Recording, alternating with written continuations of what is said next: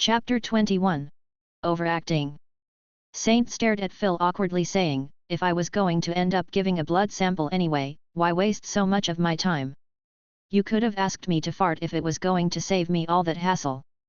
Haha. Carlson laughed and said with a slightly embarrassed face, before getting a good idea about you, I couldn't ask for the blood sample.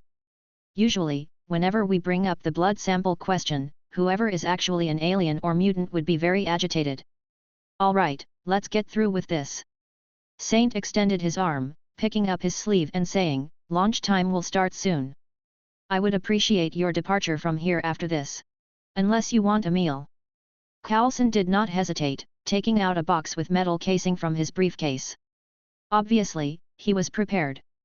In the box was a pistol-shaped blood collection instrument. He pointed the gun at Saint's arm and clicked its button, easily and neatly collecting his blood. Excuse me. Carlson meticulously took the blood sample and got up saying to Saint, we will send the blood sample to the lab now. After the results, we will come back to contact you. During this time, please don't leave New York. Agent Carlson, am I still a suspect now? Saint muttered, and then he got up leading the two to the door saying, this way, thanks for the visit. Farewell. Phil and Mylenda exchanged a look, and then walked out of the restaurant side by side. When they got away, Carlson asked, May, what do you think about this Saint Lee? Melinda sneered and said, he's hiding something. Oh, don't you think what he mentioned about Key is true? Phil smiled. Actually, that bit should not be fake. He wouldn't provide blood samples so happily if he was an alien or a mutant. But his attitude, it's too bad. Melinda continued her analysis, he wants to prove his innocence with that, like he has nothing to fear. But he's trying too hard, and it shows his guilt instead. I think he's hiding something very important to us. Phil smiled and joked, so it was so obvious. Though only I noticed. Melinda squinted at him with no smile on her face, Carlson, seriously. His claims are outrageous beyond your understanding. Yes, there are legends of things comparable to what he calls Key, but that's supposed to take a lifetime to master. This kid is 19 years old. He's already beyond the human tier. If you give him a few years, how strong will he be? Moreover, he just says, I'm practicing kung fu. People like him should even have their own style. Phil shrugged with a smile, this is not a problem we should worry about. Write your thoughts into the report, and send it to the guys on top. Humph. I don't like the kid. Whether he's pretending or not, I hate the look in his eyes. May said as she looked at the banner of his restaurant. What look? The one that says I can beat you up in a second if I wanted to? That look. Phil Carlson revealed a quirky expression, I shouldn't have to remind you, he probably could. We don't know very well, but from the injury report, this kid's punching power should be comparable to that of the captain. That's what's driving me insane the most. I really want to just shoot a bullet at him and see if his defense is also comparable to Captain America. Let's not waste time. We'll get his test to the lab, and then we'll work with whatever test results we find out. Alright, but bring a special force team with you next time. That kid is too arrogant, he needs a good scare. I barely keep myself from reaching to my gun around him. At that time, totally oblivious to how far a woman's sense of revenge could get, Saint was walking back and forth, wondering how S.H.I.E.L.D., out of all government agencies, was the one to track him. Those guys are like leeches, I'll never get away from their surveillance now. Anyway, they must not know of the Dragon Balls. Saint regained his composure, looking at the 5-star tattoo on the back of his hand and saying, at this speed, it won't take the Dragon Balls more than 2 weeks before they are full charged. Then, it's all about finding them. Boss. Lorna entered through the door and saw the unusually agitated Saint and wondered, what's wrong? Nothing. Saint answered coldly. He looked at the time, then wondered, how come you're here so early today? It's because. Lorna decided to let her actions speak, she revealed a smug smile and spread her arm saying, boss, look. Saint frowned and looked at Lorna, his eyes wandering from head to toe and said, what do you want me to see? Did your assets finally start to develop? I can't see them yet. Lorna's smile disappeared in an instant, and she unconsciously looked down at her chest before clenching her fists and yelling, bastard! What the hell are you talking about? I want you to see my key. Telling me to look for her key? After all I thought her about key sense. Saint activated key sense, but found nothing. It was as if the one standing before him was nothing but an illusion. Congratulations! You've finally learned key masking. Saint said in a dry tone and with a blank expression, and then said almost angrily, it took you a whole week to learn such a simple skill. I really don't know what you're all proud about it. Haven't you had enough, boss? I said you're weak a week ago. How long will it take until you let go of this grudge? Who's holding a grudge? I'm just telling you about things how they are. You know how long it took me to learn this? Half an hour, half an hour. Bullshit. Lorna did not believe him at all, and tried to taunt him with a sneer. I've heard Sensei saying you've met this Kame-Senin 10 years ago. A decade of training, and you're still this weak. Gee, I don't think you have any talent at all. Chapter 22. Li Family Meal. Saint had a voice within him yelling, have you gone mad? Indeed, I've practiced for a few days only. But, that should not get out. Otherwise, everything would be exposed. I told her that. Lorna smiled and said, boss, angry again? Well, next time, let's change the pattern. I'll threaten to stop training with you, and you look down on me. All right. Saint laughed, then said seriously, on your training, you must learn how to walk before you could run. You're still at the beginning. When you can mask your ki as naturally as you could sense it, I'll teach you how to control the degree of ki masking. After spending many days with him, Lorna finally understood that whenever Saint is talking seriously, it's never nonsense. She nodded seriously saying, I know, boss, I'll do my best. Great. Saint nodded and then said, you've come here early today. So, come with me to the kitchen and help with the side dishes. Boss, I think you're getting lazy, making everyone do your usual work. Hey, a staff use meant to be worked. Cold-hearted boss. Half an hour later, Saint prepared a lot of raw meat, putting it on a big place, and made a large bowl of salad. He left the kitchen, with the meat in hand saying to Lorna, call Peter, and tell him that if he doesn't come in time, he'll miss the family meal, he'd have to eat the cold leftovers. Oh! Lorna put the pot of rice she had in hand down, took out her phone and started typing the number, just when she heard the chimes of the door. She turned around to see Peter rushing through shouting, Boss! I'm here. Great! Saint responded with a dull voice, sitting down on the chair in from off the table and using key to cook the meat. Although he had witnessed this countless times by now, Peter still get dumbfounded by it every time. He was lost in thought, this should not work. It should be scientifically impossible. Even if it's like the boss said, some natural life energy being emitted, the rate of the emission was very fast, and it should cause Saint's body to burst. And how come the energy is so pure?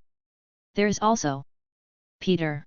Lorna shouted and woke Peter from his daze, what are you doing standing up like that? Hurry up and change your clothes. We won't wait for you. Oh! Peter was scared and nodded, turning quickly, I will go. Lorna! This poor child, who was scared to death by Lorna's yell, looked to Saint like he'd never turn around his life, even if bit by a certain spider. Saint looked at Peter, and picked up the one pair of chopsticks on the table. He nodded to Lorna saying, Bon appétit. She sat down on the opposite side of Saint, picked up a fork and knife, and started eating. She suddenly asked, Boss, why do you call our work meal a family meal? Is it a Chinese tradition? Saint shook his head, giving what seemed like a random answer, no. I'm the boss, so I just call it as I like, ha ha ha.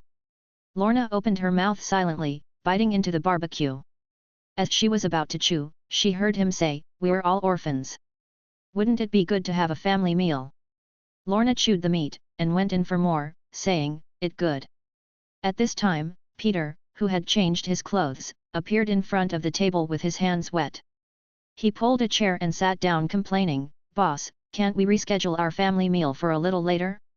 I've already had 2 warnings for running hazardously in school. Saint was about to reject his request, when he saw Lorna winking at him, putting her hand on Peter's shoulder. Peter, stop asking for too much. The customers will start walking in really soon. When do you want us to eat? Lorna, how can you stand on boss's side? Both of us are employees who are being exploited by him, we should stick together. Just shut up, and eat. Cough. Peter, you think you're being exploited?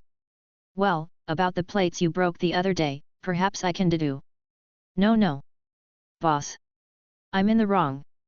After the three quarreled over the family meal, Lorna cleaned the table, Peter cleaned the tableware, and Saint sat down lazily eating. Saint had established the roles he wanted, he cooks, they clean. After a short while, as the first costumer walked in, Saint went quickly into the kitchen, put on a clean chef's apron, and started working. After 2 p.m., he removed the now dirty apron, and asked Lorna, have you gone to the dojo recently? I haven't seen Colleen come to eat for a few days. Feels a bit wrong. Oh, boss, you didn't know. Lorna said to Saint, teasing him. Master had met a wealthy second-generation billionaire. The two went to China, on a vacation, on his private jet. China. Danny Rand. Saint frowned and hurriedly asked, when did this happen? Lorna smirked and said, don't be so nervous, boss. They just went on a vacation together, it shouldn't mean anything, you still have a chance. Not that.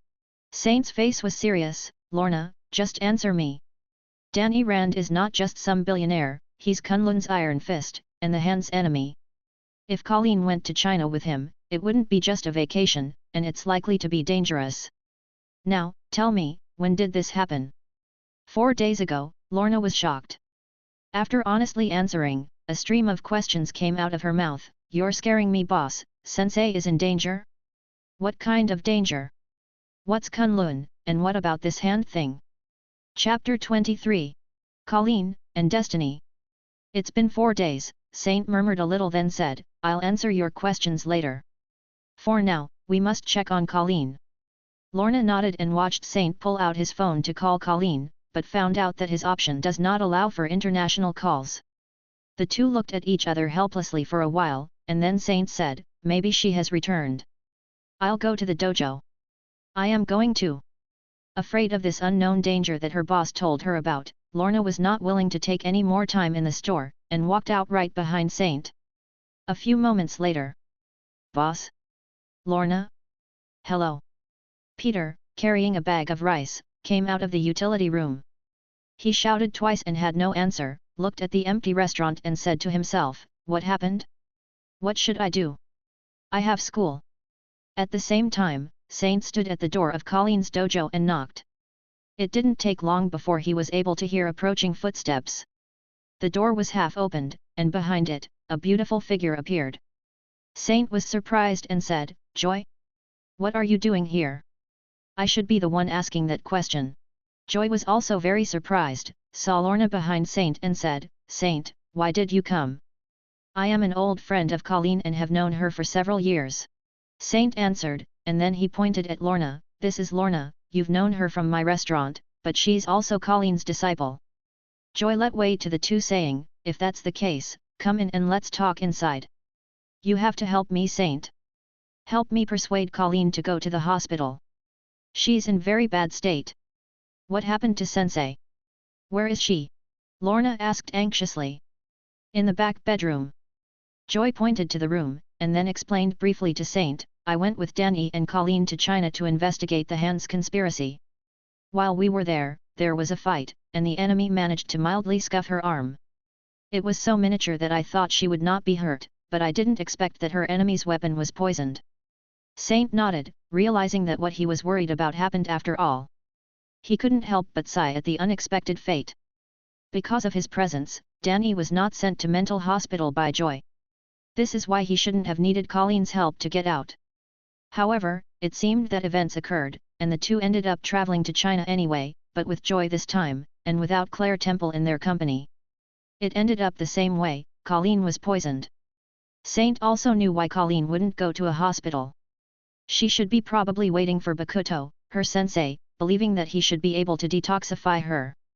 Indeed, Western modern medicine shouldn't be able to help her in time against this Chinese poison. When Saint followed Joy to the room, he saw Colleen in bed, her face pale and lips blue. She was in cold sweat, struggling to talk. Don't worry, Lorna, I can get through this. When my sensei arrives, he will help me detoxify. Oh, Colleen! That's awful. You look so ugly right now. Saint approached her bed, with an emotionless face and said, I see the change in climate did not treat you well on your trip. You're terrible. If Colleen wasn't powerless at that moment, she would have jumped at him and beat him to a pulp. After staring at him, she said, Saint, if you're not going to say anything good, just shut up. Ugh, you have no sense of humor. Saint broke character and smiled, turning back and saying, Joy, why are you alone? Where's Danny? Danny went to the pharmacy to buy antibiotics. Joey looked down anxiously to her watch, he should be coming back soon. Hearing Lorna weeping sniffing on the other side, Saint reached and patted her shoulder. He said smiling, Don't cry, I'm here. I will not let her die. Lorna shook and her eyes lit up, Boss, you can really cure Sensei. Of course, this is nothing.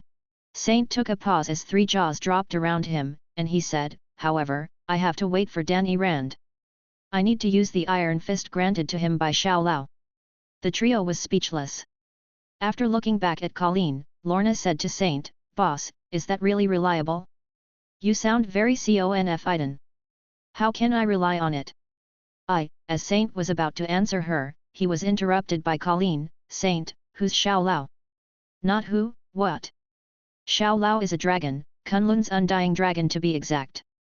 He has been living for thousands of years now. Dragon? That's just a myth. Colleen murmured in disbelief. If you don't believe me, ask Danny.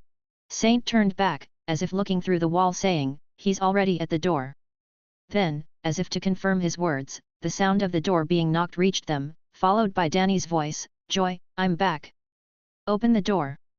Colleen and Joy were both stunned, staring at Saint as if he was a ghost. Only Lorna thoughtfully guessed, key sense. Saint silently nodded to confirm her assumption, and then reminded Joy, aren't you going to open the door? Oh. Joy quickly ran to the door, coming back with Danny who had pharmacy labeled bag in his hand. Chapter 24. The Miracle Maker. Saint? Why are you here? Danny was surprised to see Saint besides Colleen's bed, you. This is urgent. It's a long story, and I'll tell you later. Danny, I can heal Colleen, but I need you help. Saint interrupted Danny and cut straight to the chase. You're good with detoxification? Great. Just tell me what to do. Danny was overjoyed and agreed without hesitation. Hesitation did creep in however, when he heard Saint's request, I need to borrow your iron fist. Seeing Danny's tangled expression, Saint smiled and explained, don't be nervous. Xiao Lao gave you the iron fist, so no one can really take it away from you. I need to borrow it, just the key it gives you. Think of yourself in this case as a generator, lending me only electricity. You know of Xiao Lao. Saint, I need to ask, why do you want to borrow the iron fist? The matter was not simple, and he had to be cautious before agreeing. Xiao Lao is Kunlun's undying dragon.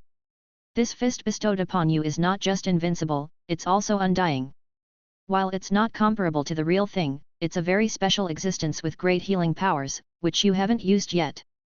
Saint paused a little, and then said to Danny sincerely, believe me, if you choose to lend me your key, I'll completely heal Colleen. I understand, and I'll trust you. Danny nodded without shroud of doubt in his heart, what should I do? You don't need to do anything. When you feel I'm taking your key, don't resist. Saint raised his hand, with his palm facing up as if he was doing shoulder press. Hey, I can already feel it. Danny frowned and sweat appeared on his forehead, this feel really bad. Don't resist. As long as there are conflicting thoughts in your heart, I won't be able to borrow your key. Saint was also not having it easy, and the toll of this process completely exceeded his expectations. Just borrowing Danny's key was so difficult, making him feel exhausted. Whenever Goku made a spirit bomb he could borrow ki from countless creatures, Saint was doubting he could absorb enough from Danny. What was the difference? The only thing Saint could think of at that moment was that Goku was just too strong. Every individual being lending him power at that time was weaker than him. Danny, however, was several times stronger than Saint. Fortunately, despite the extreme difficulty of the process, Saint could successfully pull it off. Little by little, golden lines became visible to the naked eye, traveling from Danny's body, and fluttering in the air to eventually gather between Saint's hands. Eventually it condensed into an egg-sized golden yellow sphere. With the sphere complete, Danny Rand, who was completely drained, lost consciousness and fell forward, his head hitting the ground first. Danny. Boss, he.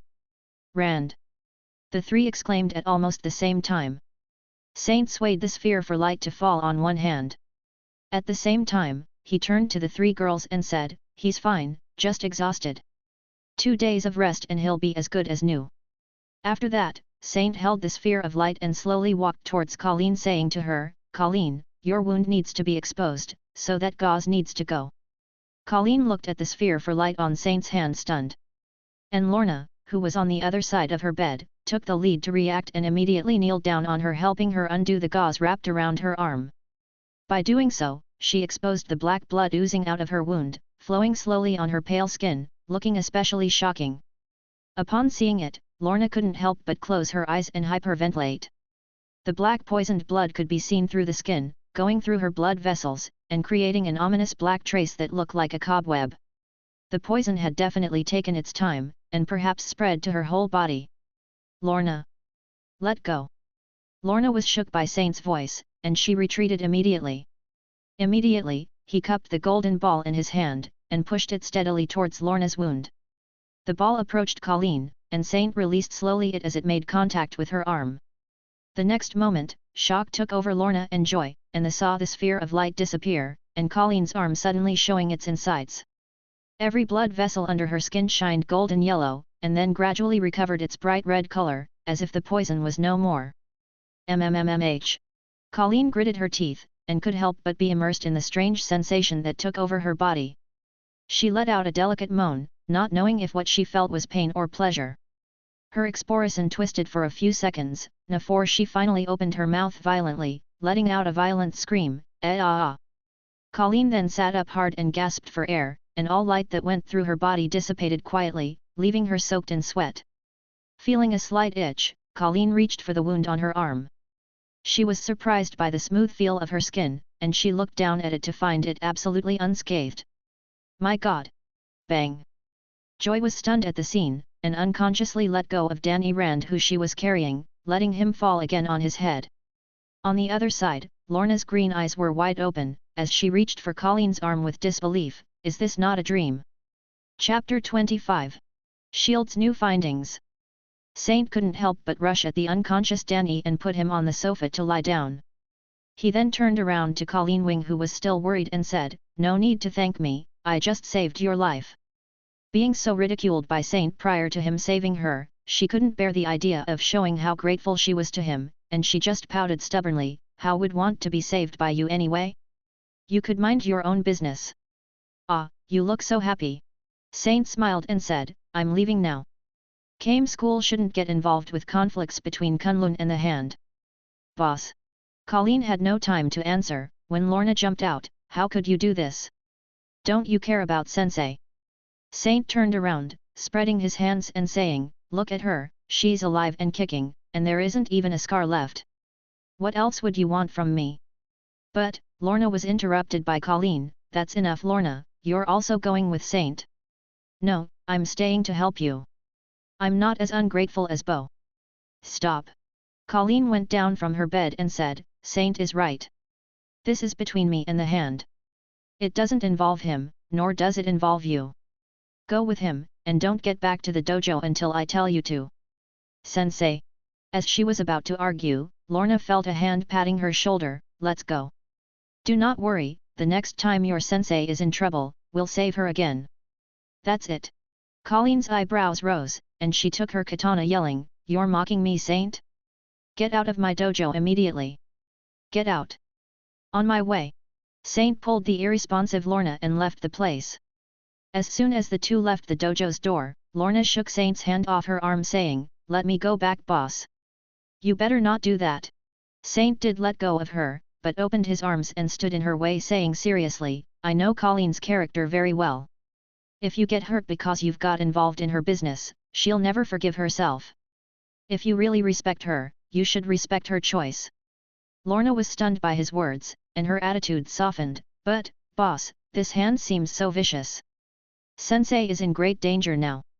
"Do not worry, Colleen is not weak. You should instead worry about the Hand, ha ha ha." Saint put his hand on Lorna's shoulder, making her turn towards his restaurant. "Is that so?" Lorna looked to the side at Saint suspiciously, saying, "Boss, before we came to the dojo, you didn't seem to trust her strength so much.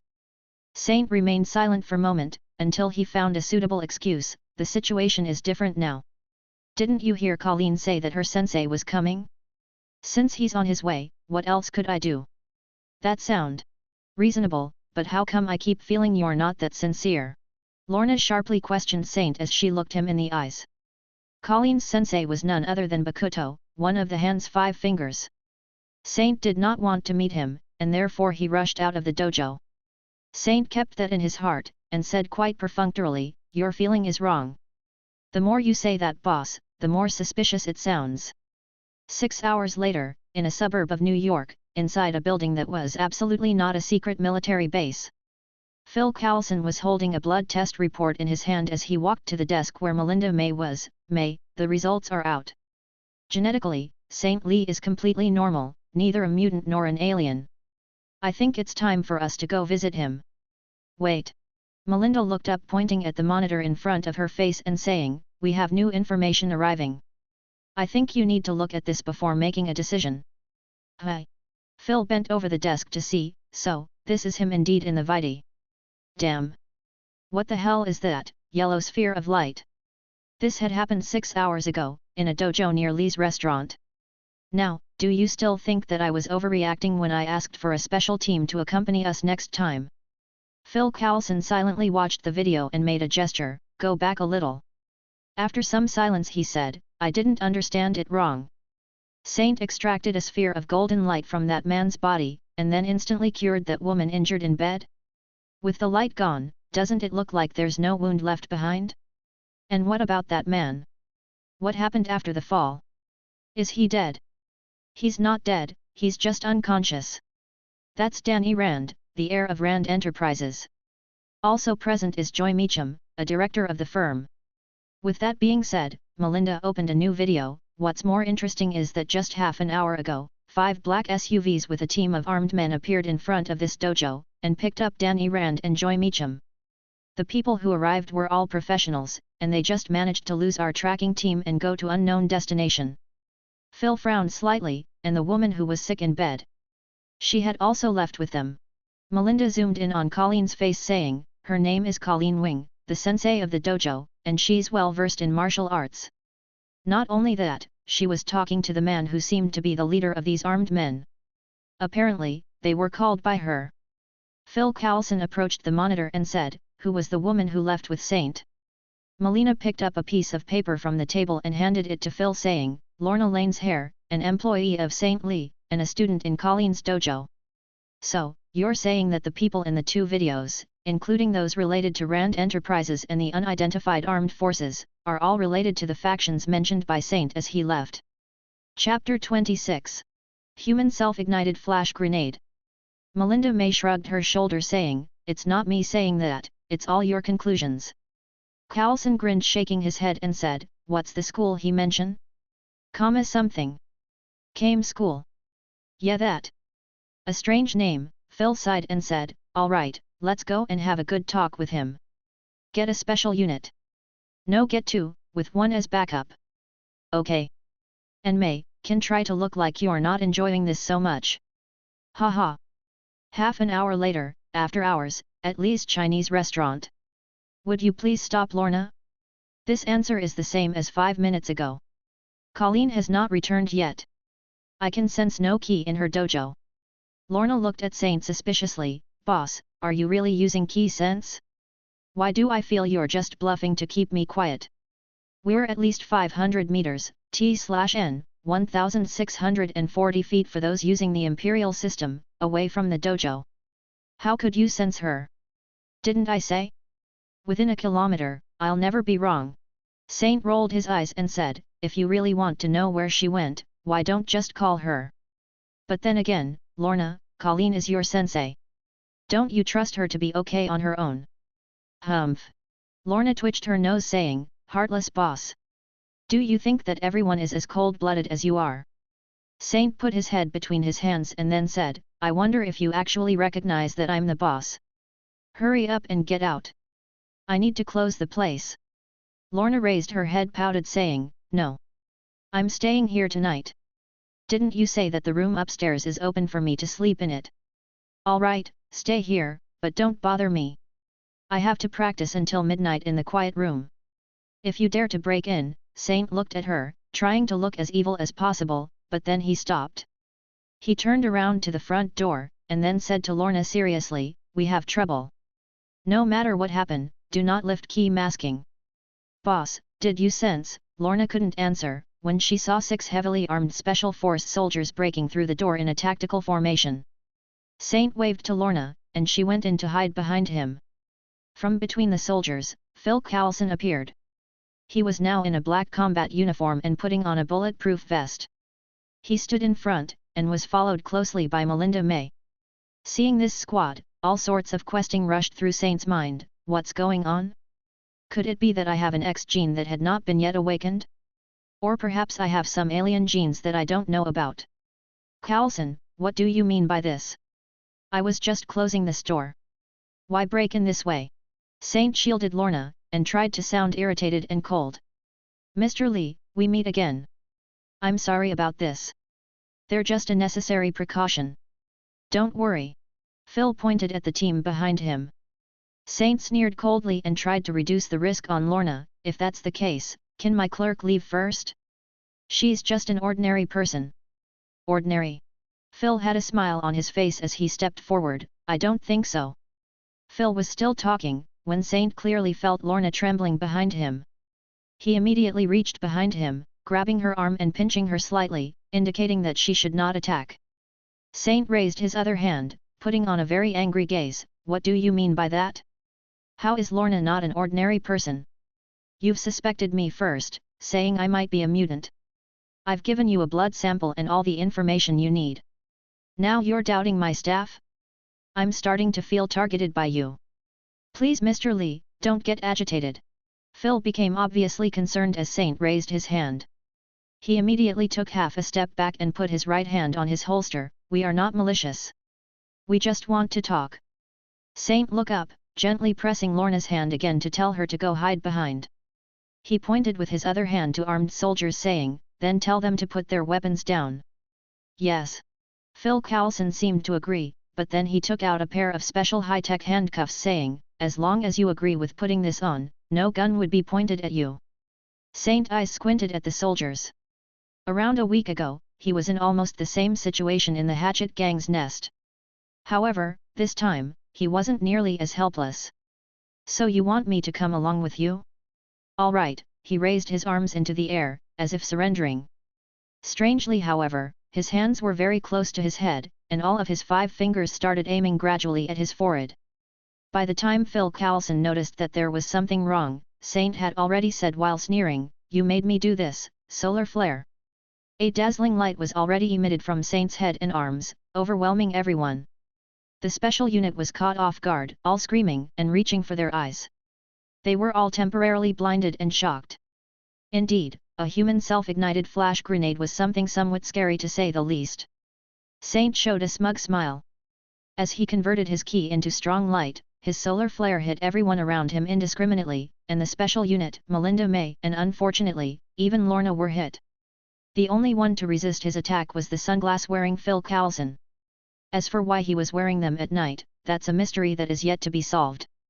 Chapter 27. Hit first. Talk later. The members of the special unit and Melinda May were all well-trained elite. They knew all too well that shooting in such circumstances would jeopardize their teammates. Not only did they all lower their weapons, they also got their fingers away from the trigger. On the other hand, the only remaining force, Phil Collins, pulled his gun from the holster on his waist. By the time he was through with that, he found that Saint was already among his colleagues, like a tiger in a helpless herd. Phil squinted hard, and for the sake of his companions, he dared not shoot. He could only watch as Saint took 2 soldiers in the blink of an eye. Within just 10 seconds, all the members of the special unit were on floor, unconscious. Then, Saint immediately turned to Melinda May, who had recovered some of her vision. Unfortunately for her, it was too late. Saint had already taken away her gun, and in hand-to-hand combat, she was no opponent to him at all. She was completely overwhelmed by him, just 2 moves were enough to get her subdued, with her neck under his mercy. Saint threw away her gun that he had captured, looked at Phil Coulson as if he was an enemy, and said with a commanding tone, "Put your gun on the floor." Seeing Melinda in Saint's hand, Phil had no choice but to bend down and put his pistol on the floor. Saint stepped forward, kicking the firearm away, and then quickly released Melinda, pushing her towards Phil Coulson. "Now, we can talk."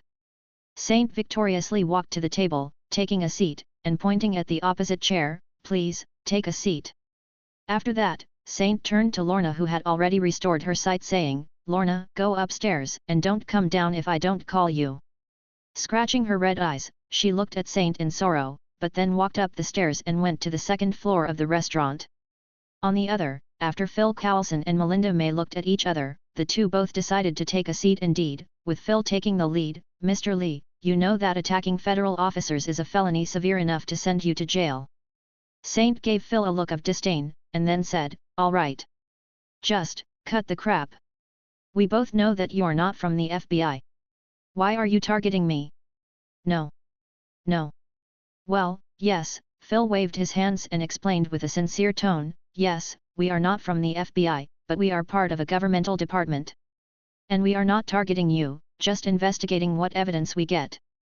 Phil Coulson took out his true credentials and placed them in front of Saint. "We are against of the Strategic Homeland Intervention Enforcement Logistics Division, specializing in cases related to supernatural forces. While we keep our work completely confidential, we are work for the federal government just like the FBI." Strategic Homeland Intervention Enforcement Logistics Division. Saint smiled when seeing what he already knew was the truth. "Well, I'd believe that's true.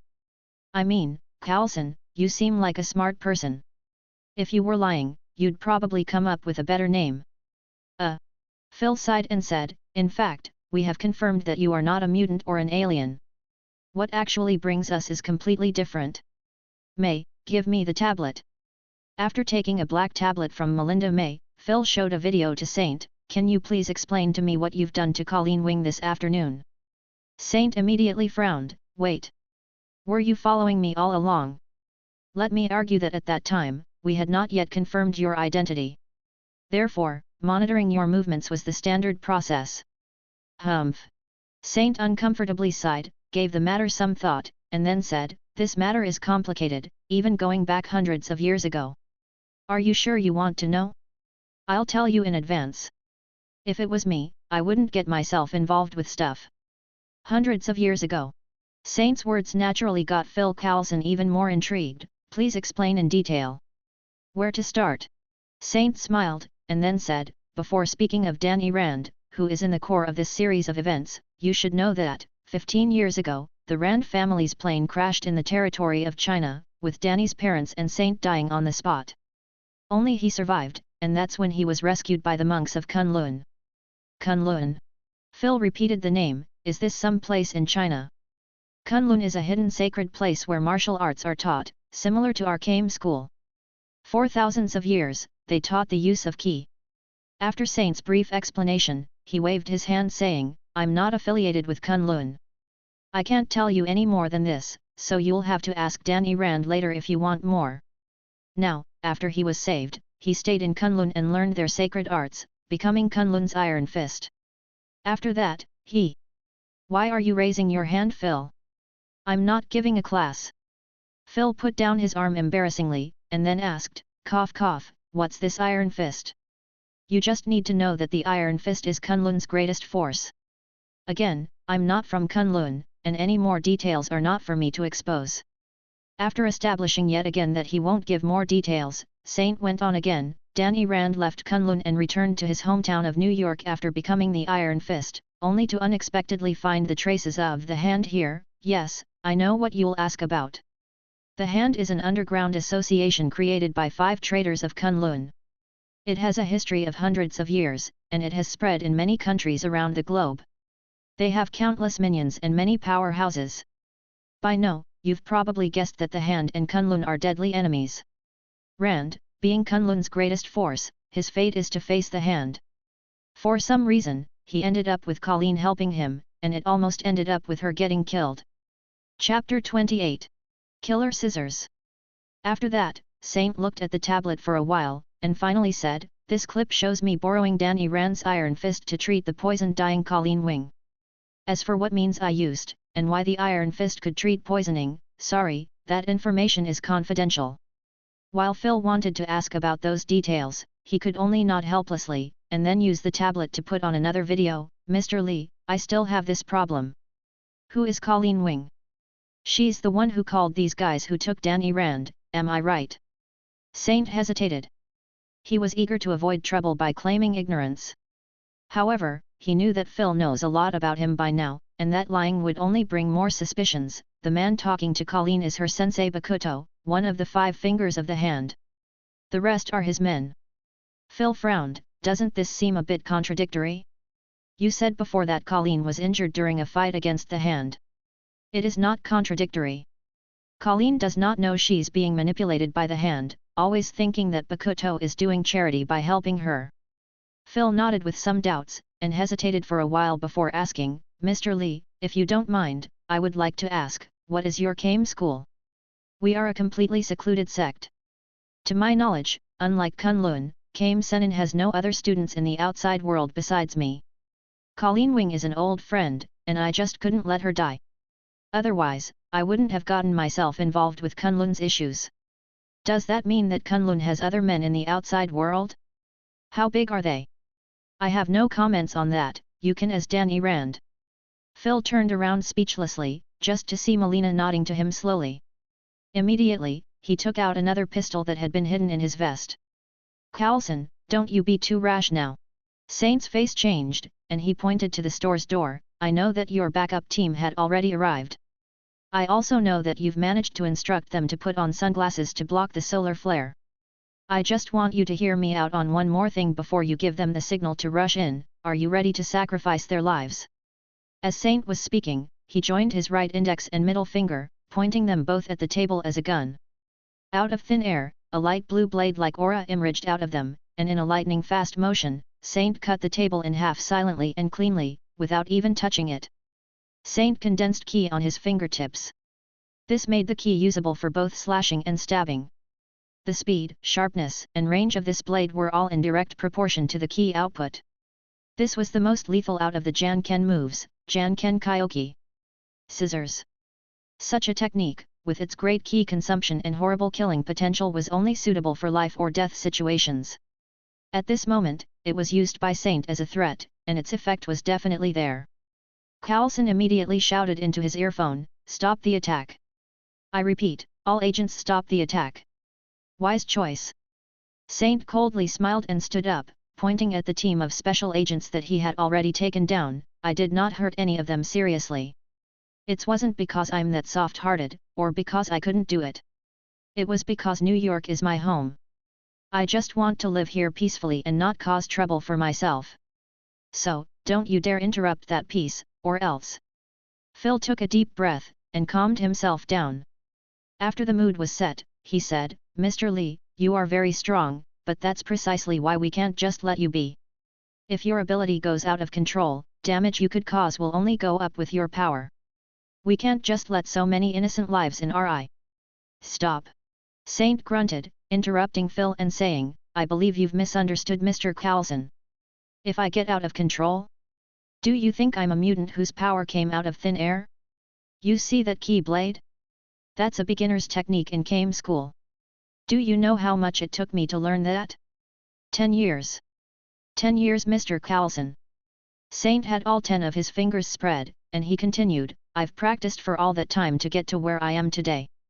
Every bit of extra ki in my body is the result of my hard work day by day, and every bit of it is fully under my control. You're a trained agent, Mr. Carlson. Do you live in fear of accidentally shooting your own foot every time you reach for your holster? Of course not. After such a long time. I see, Mr. Lee. You master your abilities as much as I master my gun. Saint nodded, and gave the choice to Phil Carlson. So, Agent Carlson. Please tell me now, do you still insist on taking me out in handcuffs? Phil gave the matter some thought, and then raised his head saying, I can't give you a reply right now. This goes beyond my authority. I will report your situation to my superiors and let them decide how to deal with it. Saint nodded and said, You are free to do so.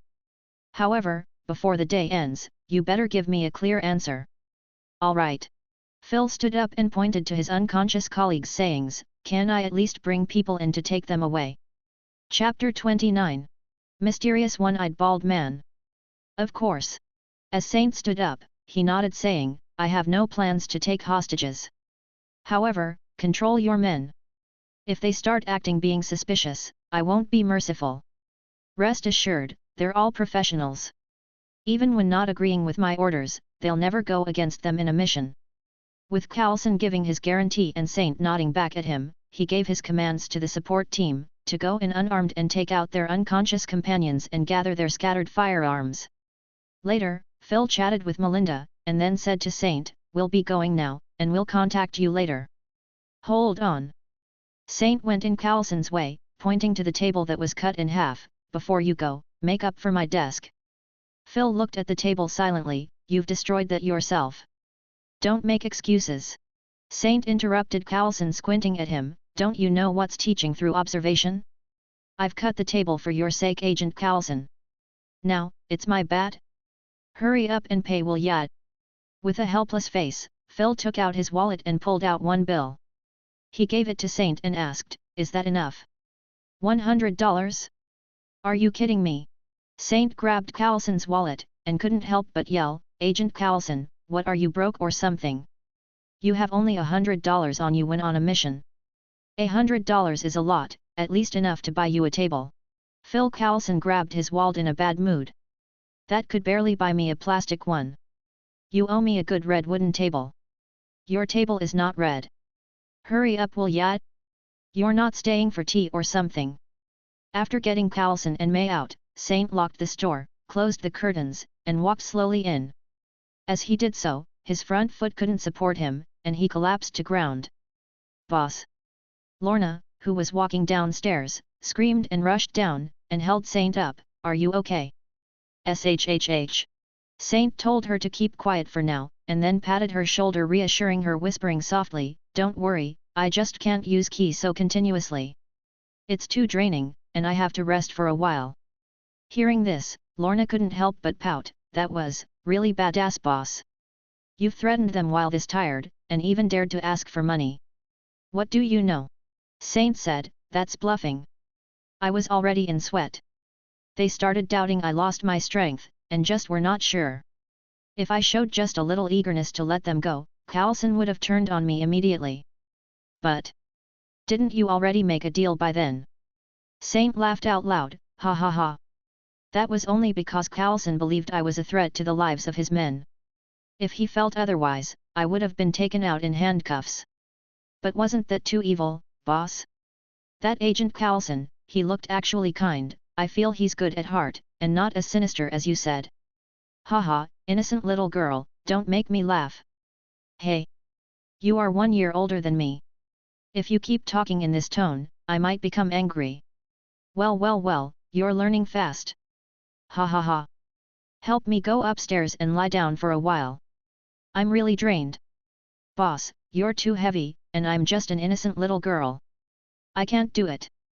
An hour later, at an absolutely non-existent location in the US territory, in S.H.I.E.L.D.'s headquarters. Kunlun. The Hand. A bald black man with an eye patch on his left eye was sitting behind a huge desk in a black long trench coat. He was staring at 2 investigation reports, repeating those 2 names. They started being annoying again. "Commander, you know about them." A man in black was standing before his desk. "Phil Coulson," he said, "why have I never heard of them? It's a level 8 secret, one that exceeds your authority. But since you already know, I can tell you that this information that you got is correct." Coulson sighed and said, "According to St. Lee, Kunlun still has other forces around. Do we have any information on that?" He wasn't lying. Although they're not as spread around as the Hand, they cannot be underestimated. The one-eyed man sneered and said, "Don't be confused by that. As benevolent as they are all true killers, deadly soldiers even. Their purpose in life is revolving around destroying the Hand. As few as they are still dangerous, and have to be dealt with seriously." "So what about this Kame school?" Saint did not want to talk about it, but whenever it was mentioned in the same context of Kunlun and the Hand, he always unconsciously revealed a sense of superiority. Doesn't this show that this Kame school is at least not worse than them? Hearing Carlson, the one-eyed man did seem intrigued. Now that's an interesting place. For at least a century, we've known of Kunlun and the Hand. However, I've only heard of the Kame school today. Carlson raised his eyebrows. Commander, you mean that Saint is lying? There's no such thing as Kame school. Shaking his head, the one-eyed man said, no I don't. With him knowing so many secrets on Kunlun and the Hand, he must have been born around that circle. He cannot be an outsider. I have the impression what he says is true. This Kame school must be a secluded hidden martial arts school, with only one disciple per generation. With them being so low-key, it's no wonder that we have low data on them. Listening to him, Carlson was surprised. Wow, that's very rare, Commander. You actually believe everything he has to say. The one-eyed man picked up the tablet, once again giving a good look at Saint. I don't believe him, but there's no other plausible explanation. Chapter 30. Focus on Kame school.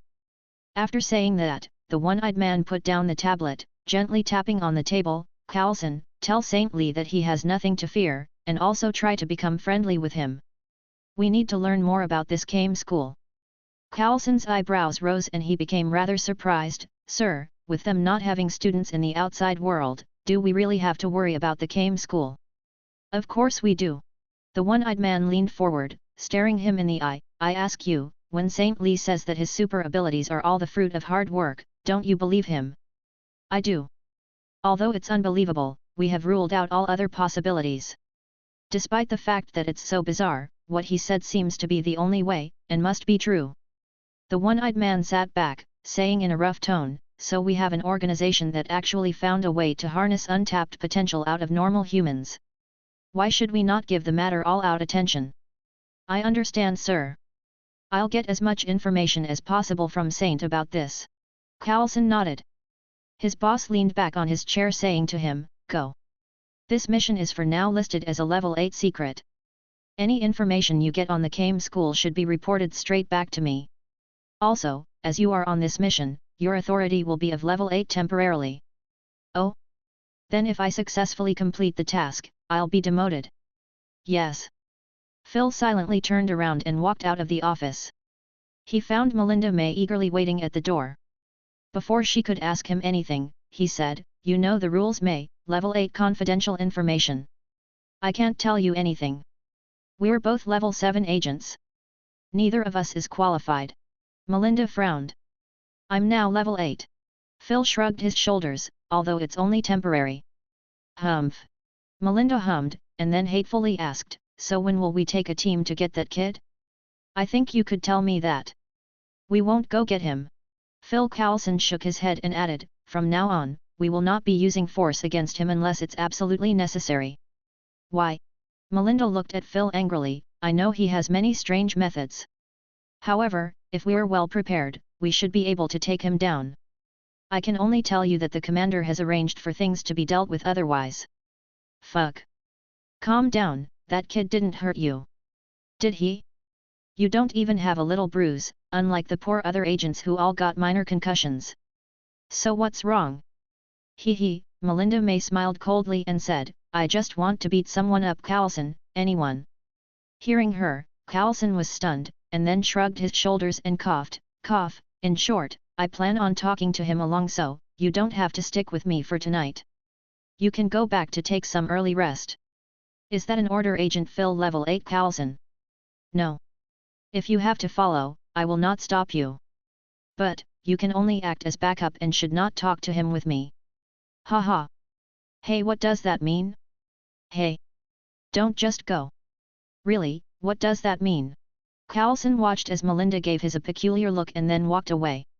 An hour and a half later, Phil Carlson drove alone to Lee's Chinese restaurant. He got down from his car, just to be met by a man in black who said, our target is still inside. However, he pulled down the curtains, and we can only determine his position with infrared images. What he's doing and his situation are unknown. All right, thanks. Carlson nodded and took out his cell phone to make a call. Hello, Mr. Lee.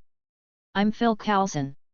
On the restaurant's second floor, Saint frowned, saying, how did you get my number? Never mind. What do you want, Agent Carlson? I am nearby, so can you open the door? I just want to talk, and rest assured, I'm alone. As Saint opened the door and walked down the stairs, he said to Phil, Coulson, I know you're a secret agent and all, but couldn't you just knock? Coulson approached the front door saying, I just wanted to be polite. Calling before visiting, isn't that standard etiquette? Indeed, when you actually got the phone number from the one you're visiting.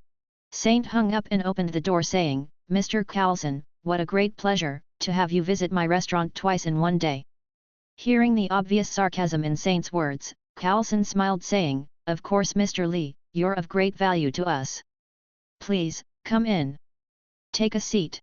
Saint shook Coulson's hand, without making the slightest smile. The two men sat opposite each other across a table. Coulson spoke first, First of all, I want to thank you Mr. Lee for being so frank. When verifying with the Bureau, all the information that you have provided did check out. Well of course. Why would one lie? As long as it keeps you from bothering you, I'll tell you everything I can. Saint played innocent. Thank you again, for this facilitates our work. We'll do our best to give you your requirements. Coulson answered politely, and then changed his tone as he said, Just Mr. Lee, please understand that we can't just ignore a powerful person such as you. There will always be some necessary attention to your moves. Saint nodded saying, I understand. Do as you like, and pay all the attention you want. Just don't run into my store, for if you are thinking of installing cameras or microphones or anything of that sorts, you better pray that I don't catch anyone doing that. Chapter 31. Becoming Real.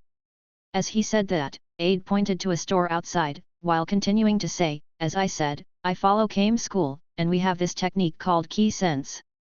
It allows me to scan the area like a bioradar, one that detects human bodies. For example, I know that now you have two agents hiding in the building opposing my restaurant.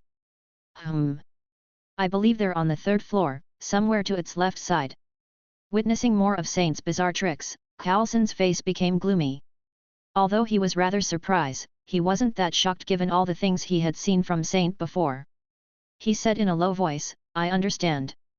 Although I can't give you a clear guarantee, I will try to suggest to the Bureau to adopt methods that comply with your requirements.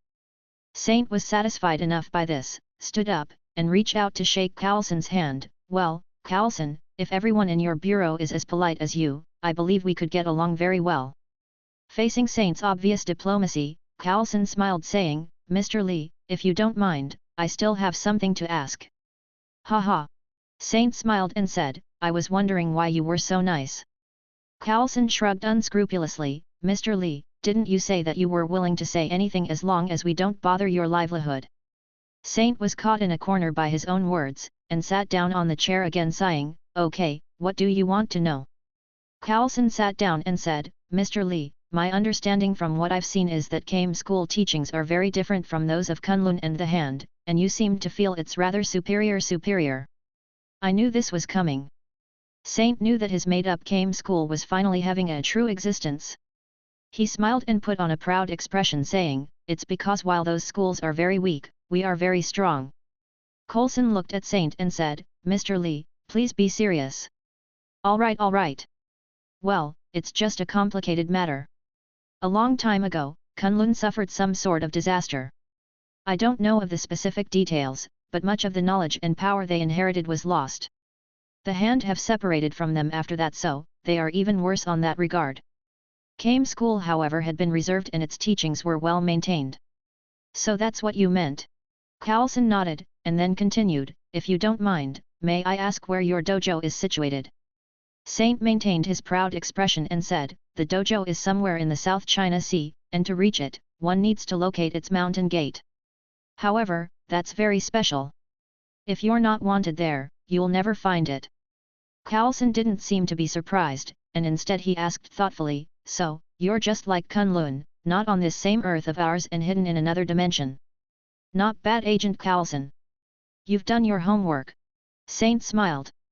Coulson smirked at Saint and said, Of course, I can't just keep raising my hand to learn everything from you.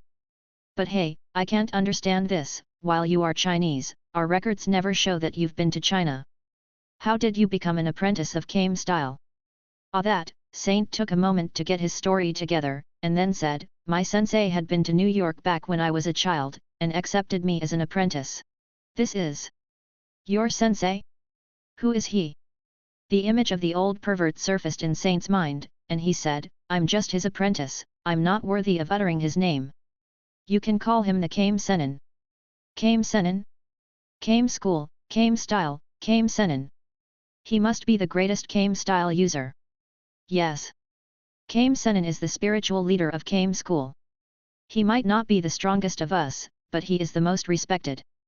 Carlson quietly gauged how sincere Saint sounded, and he felt he could go even further. "So, he was the one to teach you all of these abilities? Can you explain how specifically?"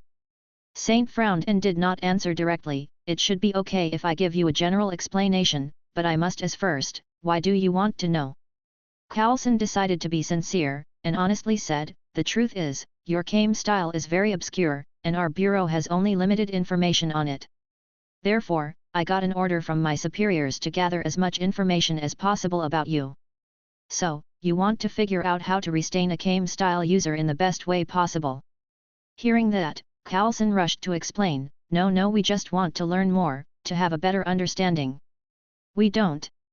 Saint raised his hand interrupting Carlson, "Don't worry, you don't have to explain. Even if that's the case, I'll still tell you more. Think about it, owners of knowledge had been passed down and cultivate for thousands of years, could they really be restrained?" Saint smiled and said arrogantly, "So, are you ready to take notes, student Carlson?" Cough. Carlson pointed to his collar, "Well, since I entered through the door, I've been delivering a live audio and video feed to the bureau." Saint was finally speechless. After some good silence with him being gloomy, he cleared his throat and said, "First we begin with the basics. Chapter 32. Leave us in peace. We have a total of 5 basic skills, namely, key cultivation, key sense, key masking, key release and key transfer. The first is based around practicing and the growing of one's own key. It could be described as the foundation of the other 4. As long as one perseveres in practicing, they could grow their key constantly, and strengthen their body in the same time. To get advanced, one need a strong body to support the strong key. The second is one I have mentioned to you before. With it, one could explore their surroundings by sensing the key of other living beings around them. The range of this technique increases with mastery and with one's own key. Key masking is the counter to key sense. With it, one could hide his own key, so as not to let others feel it. You can also adjust your key output, to confuse his opponents. Key release is all about simply releasing one key to the outside. This generates heat and attacking energy. I usually only use it for barbecue, but I guess you can imagine that if one could use to cook meat, the people also. Cough cough. Moreover, this is the basis of all energy attacks. Only by mastering the basics of this skill can one reach higher, more advanced techniques. Key transfer is about non-offensively giving key to others. This is usually used to open up beginners to the concept of key, but it's most important when helping exhausted or injured companions. Key is one's main life energy, and can significantly enhance the strength and resistance of the wounded. If one could control this well enough, they could even use it for treatment. After saying that, Saint took a pause, got up and poured himself a cup of water to clear up his throat, and then continued, "Next, there's the entry-level technique of our school, Jan Ken, or rock paper scissors. Rock is all about using key to enhance one's punches. It entangles air and energy around the fist, to let it burst out on impact. The more focused the energy and air, the greater the punch. You once asked me how I beat those gangsters. Well, this is what I used. Scissors is about focusing key around the fingertips, creating a key blade that can be used for both stabbing and slashing like a sword.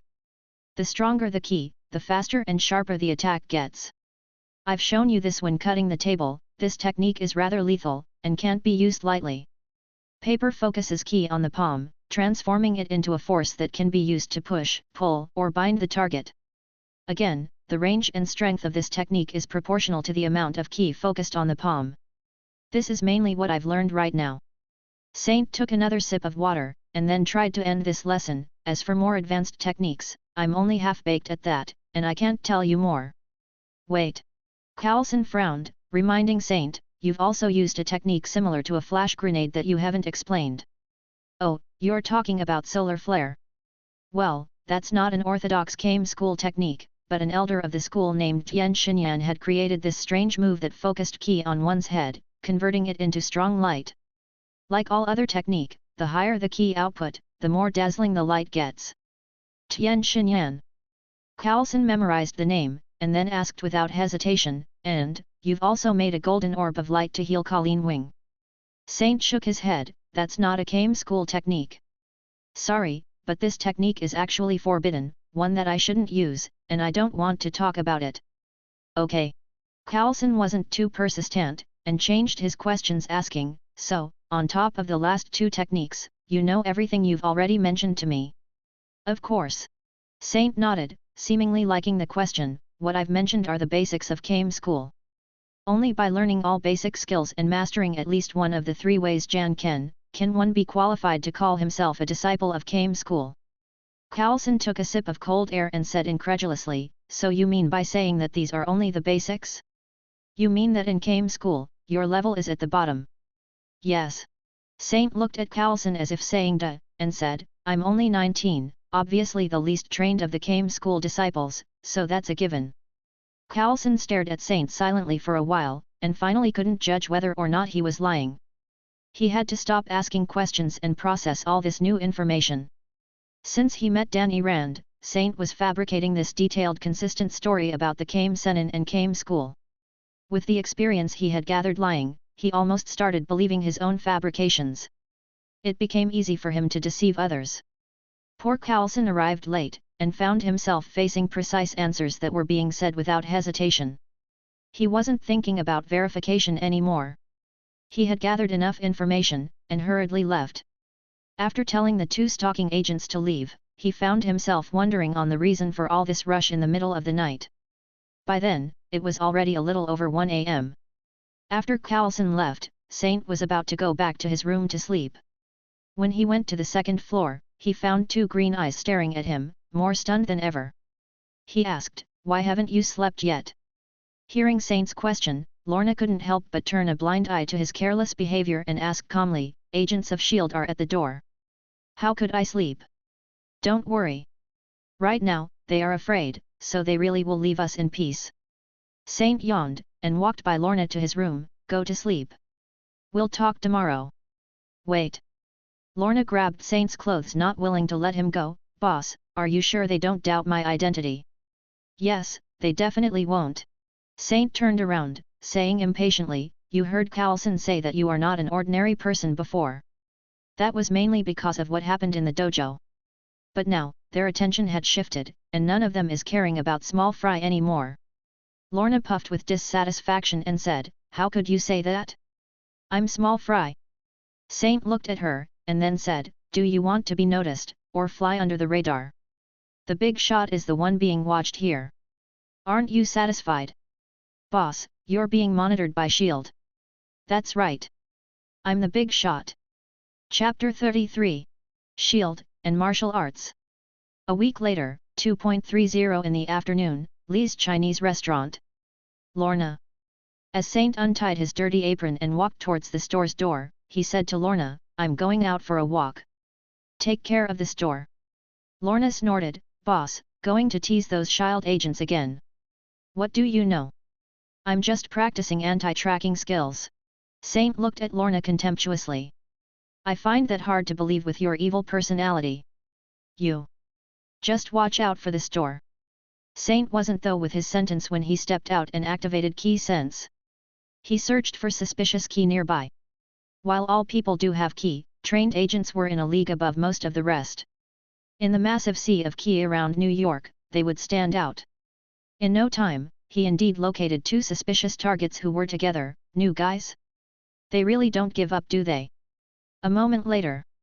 Well, it's them all right. As he stealthily got into an alley, he sensed the two approaching, and then saw them rushing through the fire ladder to get on the roof of the opposing building. He watched the two fleeing away and couldn't help but feel strange satisfaction. Well, Lorna wasn't wrong. I was practicing at first, but now it's getting a bit evil. Saint scratched his head, thinking, perhaps I should leave them alone tomorrow, maybe. 8 hours later, S.H.I.E.L.D. headquarters. Phil Coulson sat at a desk and reported to the one-eyed who was sitting behind his desk, "Sir, Saint Lee has located the new agents today as well. No matter how we change people, he's always able to accurately identify them. I think this is the Kame School key sense." Coulson then added, "And he doesn't just have extraordinary detection capabilities, he can even rely on key masking to deceive our various detection instruments. Once he's out of our range of vision, we lose him. Unless we get some sort of tracker on him, we'll never be able to accurately grasp his whereabouts." The one-eyed man frowned slightly and summed things up, "So, the entire week, we couldn't develop any effective tactics targeting Kame School's martial arts." "Not at all." Coulson showed a bitter expression, "We have to admit that Saint's fearless attitude is not out of blind arrogance. Kame School's teachings are indeed very comprehensive, even from the perspective of modern tactics. His skills are also very efficient. I believe that if facing a group of people who are just like him, our conventional means of attack should probably fail, that is unless they act too foolishly. On top of that, because of his young age, he's likely to be the weakest of Kame School's disciples." The one-eyed man was silent for a while, and then touched his chin and asked, "How is our special team doing with their key practice?" Incorporating all the refining materials on the Kunlun in the Bureau, our experts who are proficient in martial arts and knowledgeable of Chinese culture have unanimously concluded that if you can't give beginners a grasp of what key is, then none of them should be able to sense key without a teacher, let alone practice using it. So, a teacher is needed for them to learn. Yes, and all what we have on Saint's teacher, the Kame Senin, is that he probably was in New York for a while. However, this was around a decade ago. Tracing him should prove rather difficult." Hearing that, the one-eyed man knocked on the table. Saint had said that it took him 10 whole years to reach the level that he's at today. "Has this been confirmed in any way?" "We have no conclusive evidence. However, according to the information we have on Kunlun and the various Chinese legends about great superhuman masters, we have no reason to assume that he was lying."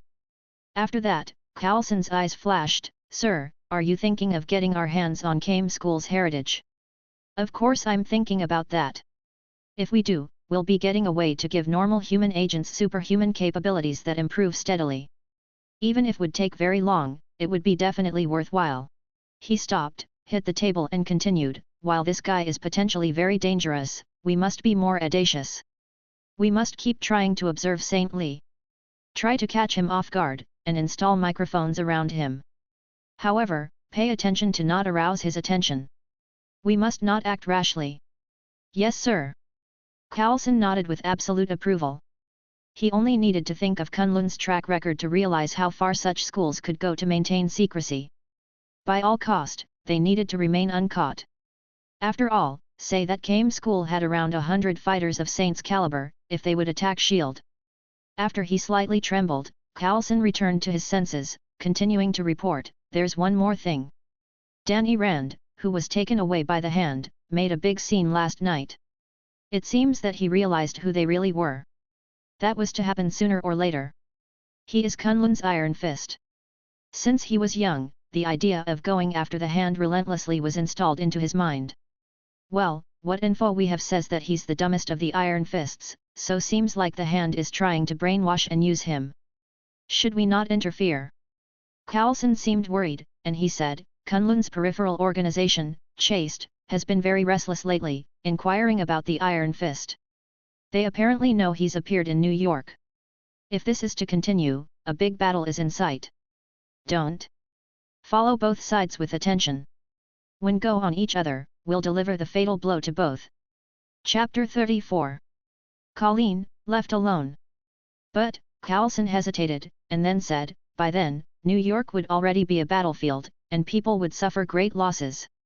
We're looking at countless possible casualties." "Coulson." The one-eyed man looked up and said, "With us already knowing of an evil organization such as the Hand, why do you think we haven't taken action?" Coulson took a while to think, using all of his recently gathered information, and replied, "Their 5 fingers are really well hidden, so we can't cut the head right now. They also have many branches and fodders, too many for it to make any sense to take them down from the bottom up. I believe these are the reasons. You're missing out on the most important reason. The 5 fingers of the Hand are always scattered across the world. Even if we can cut a finger, the Hand itself would continue to exist. As he talked, the one-eyed man raised his right hand, gathering his 5 fingers slowly into a fist. Over the years, I've been looking for an opportunity to take them all out at once. This iron fist, Danny Rand, is my best bait. Coulson still could not bear the idea of risking innocent lives, but he just nodded silently. At 11 o'clock that evening, on the second floor of Lee's Chinese restaurant, Saint, who was meditating in the quiet room, suddenly opened his eyes. A strong key, this is Danny Rand? He's back. He leaped from the floor, and then after careful sensing he muttered to himself, sure enough, Colleen is with him, but wait, are they fighting? Saint's eyes were wide opened. Surprised, he rushed out of the quiet room, ignoring the stairs that led to the first floor and directly jumping of the balcony. In mid-air, he adjusted his balance, and landed steadily on the floor. He coped with the impact, and then rushed immediately towards Colleen's dojo. Right then, Lorna, who had heard some commotion on the second floor, went up just to find it empty. Boss? What happened? Of course, she couldn't sense Danny or Colleen from that distance. In less than half a minute, Saint had reached the dojo. Downstairs, all doors were closed, so he just stepped on the lower edge of a window, climbed up as if walking on the wall. On the third floor's level, he found a glass non-protected window, through which he jumped in, shattering it, and landing into the dojo shouting, "Stop!" Colleen, who was holding a katana with both hands, and Danny, whose hand was shining golden, were both shocked. After screaming "Who?" in unison, they both exclaimed, "Saint!" Yes, it's Saint. What happened? Why are you fighting like this? He did not hesitate to get in between the two. Hearing his question, Danny's surprised expression immediately turned into an angry one. You should ask your old friend. She's actually with the hand. She's been deceiving us all along. Saint had already known that, but was surprised with Rand's reaction. Normally, Colleen should have helped him a lot by now, getting him out of the hand's stronghold and saving him from a lot of trouble. So, why isn't he letting go of her affiliation with the hand? Why would he be so angry? Danny, are you calm down? Is there any misunderstanding? Saint looked at Colleen. As Danny remained silent, he had already stepped forward, getting her hand on Saint's arm, as if sending him away. Saint, you don't have to interfere. Didn't he just tell you? I'm with the hand. He's from Kunlun, so we are sworn enemies. You get out of it. This girl. Did she just abandon everything with the foundation of her life collapsing? As Saint was thinking about that, Colleen was pushing him away. However, she felt like she was pushing a wall, so she decided to further persuade him. But then, he was the one to push her instead. All right, just shut up. Stand behind me. He pushed her so hard that she would have fallen if she didn't try to balance herself, but that did not concern her. As she looked at Saint, she wondered, his back was not that wide, but what is it? What is it that makes it feel warm and safe behind him? Initially, she had felt that everything that she believed in was fake, everyone she could have trusted had abandoned her. But no, there was at least one person willing to unconditionally stand in front of her. On the other side, Danny clenched his teeth staring at Saint. Saint, you've heard her. If you are still willing to protect her, you'll be my enemy. Danny, think about it. Colleen is not that kind of person. Saint stepped forward, trying to convince Danny. Have you never thought that she might be the one being deceived? Danny sneered and did not plan to answer Saint. He raised his shining right fist and threatened, Saint, you did say that you were no match for me if I ever was to summon my iron fist. Get out of the way, I don't want to hurt you. Over half a month ago, that was true. As for now, Saint wasn't going to leave things up to chance. He did not say anything, and raised his hands to his forehead immediately. Solar flare. As he spoke, dazzling light shrouded every corner of the dojo. The unprepared Danny and Colleen both screamed at the same time, their eyes being hit. Saint put his hands down, and walked quietly behind Danny Rand. He aimed at his neck with a knife hand strike, just to bring him down for now and deal with this matter later. He knew that even if he couldn't calm Danny down after he wakes up, the latter shouldn't be able to summon the Iron Fist again for a while with his current level. Chapter 35. Zanzoken, Beyond the Naked Eye. Bang! Danny Rand, who had his eyes still closed, suddenly lifted his left arm, blocking Ryo's attack. He then turned sharply, waving his golden iron fist. Jan Ken, Pa! As he was in shock, Saint yelled out his attack, pushing Danny ran away. The undying iron fist was before him. This was no joke. If he was to take a single punch, he would get bedridden for a dozen days and then some. Danny, who had learned about key sense from Saint, did not have a wide sensing range. He instead relying on his own released ki to detect movement within a few meters around him. Saint was getting a taste of his own poison. Saint, who came here just to stop the quarreling of two friends, found himself in a true boss battle. With a sneak attack impossible, and an unbeatable weapon before him, how could he deal with this? If he was to use scissors to attack, he wouldn't be in such a pinch. The problem was that Danny was somewhat of a friend. Not only that, he also couldn't bear the idea of turning the future Iron Fist into the one-armed Kunlun fighter or the single-legged Iron Fist. While he was in this dilemma, Danny, being the Iron Fist, had recovered most of his vision within just a few seconds. His still red eyes started at Saint viciously. "Saint, you're attacking me with such tricks? Despicable! Trust me, why I'm using such tricks is for your own good." Saint sighed miserably. "Danny, put away your iron fist, I don't want to hurt you." Hearing that, Danny became even more furious. "In your dreams. Saint, you pissed me off. I'm not going to be merciful anymore." "Then go ahead." Saint extended his left hand at Danny, taking a combat position, and deliberately angering Danny. "I'll try to. Not to hurt you too much." Danny stopped talking, and rushed at Saint roaring. He was the strongest force that Kunlun had carefully cultivated. Even with such anger, he could keep his technique and give no windows to Saint. Even with Goku's life knowledge, Saint could only struggle before the mighty Iron Fist's storm-like offensive. After the two went back and forth several times, not critically hitting each other, Saint was already in a dangerous position. With Janken, paper, he could fend off every dangerous swing of the Iron Fist. But after a few times, he consumed a lot of his ki. Knowing that this was not the way to go, he couldn't help but bite his teeth. "Do I really want to use scissors? Wait. Maybe I can try that new trick? But I'm not that good with it right now." At this time, Colleen Wing had finally recovered from solar flare. She looked at the two who were fighting, and she felt great sorrow as she was the main reason for this entire mess. Just as she was struggling with that, she suddenly saw Saint stupidly remain in place, letting Danny's fist hit his chest directly. "No!" Colleen screamed fiercely, threw away her katana, and rushed to Saint. She wanted to jump and push him away. Suddenly she stopped in place, not believing her own eyes. There were two Saints. One of them was still standing before Danny Rand, and then other suddenly appeared behind him, weaving a knife hand strike to his neck. Danny swung his fist right through Saint's chest, but it seemed to only hit thin air, going through him without any resistance. In his shock and confusion, the back of his neck took a heavy blow. Immediately afterwards, he saw nothing but darkness, and his entire body fell forwards. He fell on the floor, eyes closed and unconscious. His fist only shined for a little while before finally extinguishing gradually. Ah! After taking Danny down, Saint collapsed on the floor, screaming and holding his right thigh.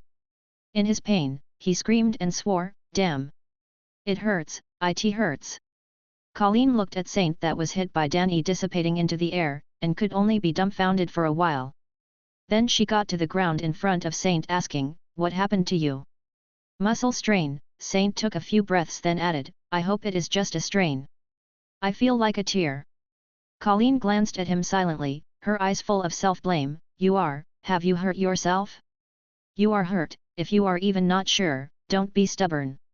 Don't worry, too much." Saint felt Colleen's remorse. "My Zanzoken is not completely developed. If it wasn't for you distracting Danny, I would have been in a much worse state. I am going to find something and give you a cold compress." Colleen was flustered, rushing into the kitchen behind her dojo, finding ice cubes in the refrigerator, wrapped them with a towel, and then getting back to press them on Saint's inner thigh. "Thank you, Saint." "Hi!" The cold ice stung Saint, making him unconsciously stretch out his arms to press his hands on the towel. Unintentionally, he touched Colleen's soft hands. After blinking twice, he kept his hand there cheekily, not intending on letting go at all. Colleen gently bit her lower lip, apparently feeling a little shy. Somehow, however, she kept her hands where they were, not intending on pulling them back. The two remained there, their hands upon each other, pressing together on Saint's thigh. Chapter 36. Girlfriend? I'm still. In this awkward but somewhat graceful atmosphere, Saint gently swayed his fingers on the back of Colleen's hand. He got a strange look from her, and then her tender hands slipped out from his. Cough, Saint coughed and tried to conceal his embarrassment and then said, Colleen, where have you been these days? Hearing his question, her face suddenly became gloomy and she said, can we not talk about this? Saint remained silent for a moment, and then just said, well. I already know that your sensei, Bakuto, is one of the 5 fingers of the hand. What? Colleen's bright eyes seemed to tremble, and she asked, you know that? How? When? On the day I treated you, Saint easily lied, when you mentioned his name, I was already a bit skeptical. Later, the shield came after me. It's a long story, but to make it short, almost a few hours after you left, I already determined that he's one of the bosses of the hand. Colleen remained silent for a long time, and then said bitterly, so, you do know, the orphans that I teach martial arts end up joining the hand's arm. Hey! Colleen! Saint shouted her name, silencing her, and getting her to stare back into his eyes as said, this is not your fault. You've just been deceived by Bakuto. Colleen kept staring in his eyes, overtaken by surprise, how do you trust me so much? I'm part of the hand after all. Didn't you ever doubt me? Saint shrugged his shoulder and said in a relaxed tone, of course not. If I did, wouldn't that mean that I'm foolish? Someone as great as I am would never make such a mistake. Haha, Colleen's gloominess shattered and she grinned, Saint, you're so narcissistic. Her laughter made Saint smile, and he shrugged once again, Colleen, you are not truly a part of the hand. Don't just bear their mistakes and punish yourself. Right then, Colleen's smile faded, and she said helplessly, I wish it was as simple as you are saying. Over the year, I've been pushing many kids to the pit of fire myself. I'm not innocent. How could I ever make up for all of that? That's very simple. Saint said in a cold tone, those who have deceived you, using your kindness to get you to commit evil deeds for their sake, make them pay. They will pay, and I'll help you with that. Help me. Hearing Saint's murderous tone, Colleen said in concern, did you say that Kame school does not interfere with the hand and Kunlun's issues? This is not the same, Saint pointed to Colleen, and then to himself, this is your personal problem, of course I'll help you. How could I let my waitress's only family face such dangers on her own? Lorna. Colleen's face suddenly changed, Saint, as you said, this is my personal problem. Please, just, don't intervene, let alone tell Lorna. Saint suddenly realized that he had picked the wrong words. It sounded like he was helping Colleen just for Lorna's sake. Like spilled water, his words couldn't just be taken back. He felt great regret, but did not attempt to fix his mistake. He could only sigh lightly and say, well, I respect your choice. Colleen nodded, and besides an gentle hum, he heard nothing from her. He thought about the matter, and decided to help her in another way. In a casual tone he said, Colleen, Bakuto is your sensei after all. Are you confident that you could beat him? Colleen looked at Saint and said, Saint, the answer to that question, whatever it is, will not change my mind. You seem to have misunderstood. I'm saying, didn't you want to learn Kame school's martial arts style? Well, did you like that Zanzoken? Colleen raised her eyebrow and looked at Saint eccentrically, Saint, are you asking me to become your girlfriend? Only as Saint heard her say that did he remember that he made a joke about that before, telling her that she would have to become his girlfriend if she wanted to learn Kame school's methods. He didn't expect that she would actually take that seriously. With an equally eccentric look, he said, I'll teach you without any conditions. But well, that doesn't change the fact. I am single. I think it was beautiful. Colleen looked at Saint and said, tell me about this Zanzoken, it's the way you've used to create 2 of you, right? Well, you've brought it, but thank you. It looks like me, so it's indeed beautiful. Under Colleen's unkind eyes, Saint's voice faded as he said that. He then coughed and said seriously, yes, Zanzoken, or the after-image technique, is a technique that relies on releasing your own ki in place, leaving an after-image in place. At the same time, the ki bursts at your feet, transforming into a force that bursts you away at an ultra-high speed. The speed makes you invisible to the naked eye. In contrast, this puts a great strain on your body, especially the legs. Saint then pointed to his swollen thigh, if you're not careful, you'll get this. Think about it, when you decide you want to learn it, tell me. I do. Colleen did not hesitate and nodded. She knew that learning such techniques might bear some dangers, but her desire to get stronger was greater. After telling her that she does want to learn, she added to comfort Saint, you can rest assured, I know all about the level of secrecy linked to such techniques, and I understand the risk you are willing to take. I will never disclose anything you would teach me to anyone, and I will not take this technique lightly. In this world, Saint was came school. The actual level of secrecy surrounding his methods was something that he freely determined. Not putting pressure on Colleen, he said, I did already tell you that I trust you. Now, before I teach you Zanzoken, I have to teach you Kame School's methods of practicing Ki. Otherwise, if you rely on Kunlun's methods to use Kame School techniques, you may end up having problems. Chapter 37. I can't let you be so reckless. Kunlun. Colleen frowned and was puzzled, and then immediately said, I did not a Kunlun disciple, my sensei, the one who taught me was Bakuto. He defected from Kunlun. You still don't know? The things taught to you by the hand are actually Kunlun teachings. Of course, they would not admit this, they changed it a little and called it their own. Colleen frowned even tighter, and said, so that's the case. Saint took the ice pack off of his thigh and sat up straight saying, in short, today, I'll be teaching you Ki cultivation. You already have the foundation laid out for you with your previous training, so you should be able to learn quickly. With enough luck, there's even a chance that we move to Zanzoken tomorrow. Great! Colleen sat down crossing her legs, and looked at the unconscious Danny pointing at him with some hesitation, do you want to start now? Shouldn't we wait until he wakes up? Saint waved his hand and said, not, I know how I hit him. It should take him at least half an hour to wake up. Sure enough, after over 40 minutes, Danny gasped and rose holding his neck. At this time, Saint had already taught the concepts to Colleen, leaving her to practice alone. You're finally awake. Saint, who was sitting next to Danny, put his hand on his shoulder saying, can you calm down now? Cut the crap. Danny pushed Saint's hand away, barely managing to stand up. Saint, there's no need to pretend, we're not friends. Indeed, he has somewhat of a good point, Saint thought, he was half a friend, and with this attitude, he's being no more than a wealthy acquaintance. Saint took a step back and said, friends or not, I still have to tell you this. Colleen was deceived by the hand as well. Otherwise, she wouldn't help you escape.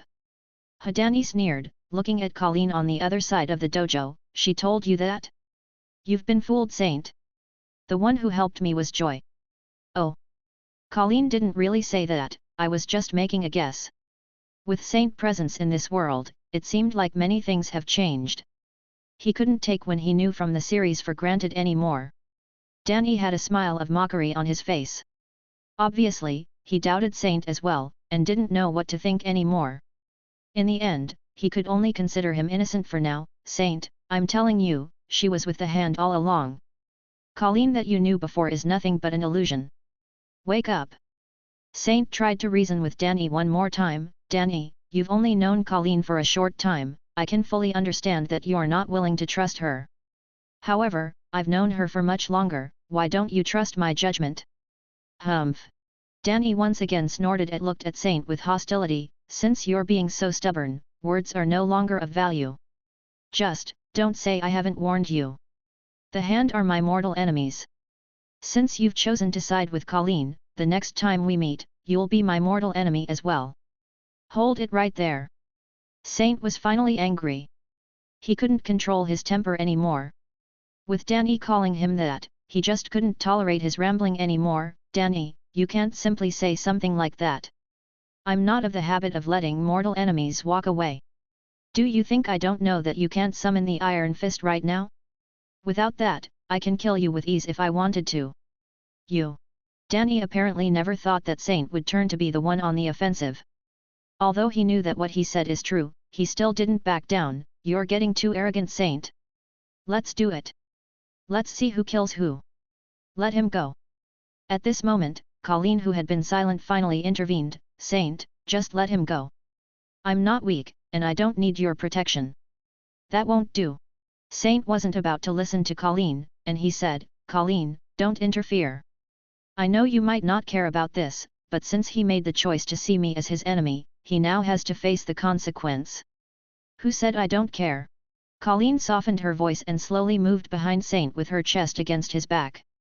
She put her arms under his, and hugged his waist from behind. I know, you're doing this for me, but you must trust me, I can't let you be so reckless. You understand me, no? Saint's body was petrified, his initially gazing eyes suddenly became dull. He couldn't move, and all he could think of was the soft scent of Colleen, the warmth of her body, and especially the soft bouncy feel on his back. Facing the two, Danny's face was unprecedentedly and indescribably distorted. His heart became confused, and his eyes jealousy, regret, pain and even remorse. All in all, at this moment, it became very clear to Danny that he had definitely lost something very important in his life. The subsequent feeling of emptiness in his heart almost drove him mad. It was only then that he sobered up. He realized that he was so mad when realizing Colleen was with the hand just because he cared too much about her.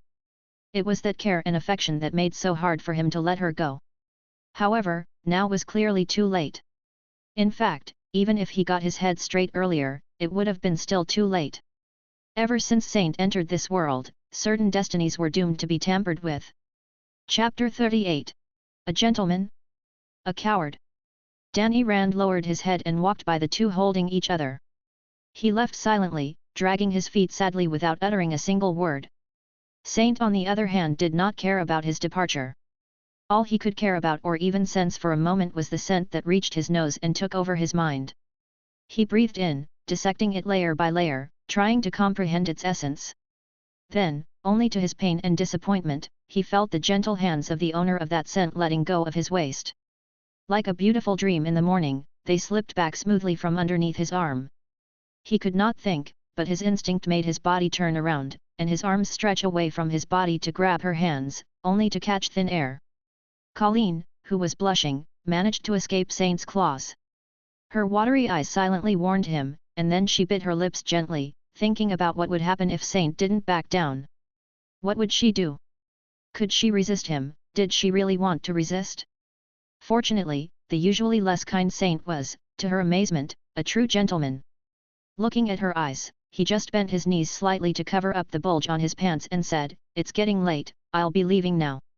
See you tomorrow, Colleen." Colleen led him to the door, and then stood in place for a while. Eventually, she could only laugh. It seems that his heart is not that wicked after all. Saint was walking down the street, when he suddenly slapped his face like crazy man, saying, "You're really a coward." After a few moments, Colleen rolled her eyes as she was gathering the shards of shattered glass off of the floor. She dropped her broom, picked up her phone off the table, and sent a message to Saint, "Hey, you still owe me a glass window." Just a few seconds later, she received an answer from Saint, "Should I bring it to you now?"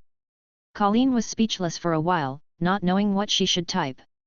She just knew that if she let Saint return to her place that night, something was bound to happen. While confused, she heard another ding, and she clumsily took the phone off the table, quickly trying to read the next message. "Coward. If you don't have the guts, don't tease the man." Colleen typed on the phone as if wanting to shatter it, "Bastard. Just die." Saint just returned her an emoji of an evil smiling face. "Damn it." Colleen kept shouting in the dojo, not knowing how to respond, and then slammed the phone on the table, and picked up the broom again while grinding her teeth. Half an hour later, she had just finished sealing the glassless window with black tape when hearing the phone ring again. For a while, she tried to ignore it, but eventually, she picked it up. "I am going to sleep, good night." Seeing this short message, Colleen for once didn't get angry at all. After smirking for a while, she just returned, "Good night." The next morning, Saint, who was sleeping later than usual, was awakened by a rhythmic knock on the door. Then, Lorna's voice finally got him up, "Boss, are you inside?" "I'm here." Saint barely opened up his sleepy eyes, sat up in bed and then shouted, "What?" Lorna pushed the door and walked in. "Where did you go in the middle of the night? And when did you come back?" "Whoa!" Lorna heard Saint scream, and saw him covering his upper body with sheets and say, "I didn't ask you to come in." Upon seeing that, Lorna, who came through the door, couldn't help but have the side of her lip twitch. is there some sort of mistake? I thought I'm the girl, not you. Saint remained silent for a while, and then argued, I'm used to sleeping naked, this is a normal reflex. Lorna glanced at pants on the side on the bed, and then to the mysterious bulge that the sheet was covering. She gasped quietly, and then asked Saint without looking away, do you need me to leave? Saint puffed and just said, forget it.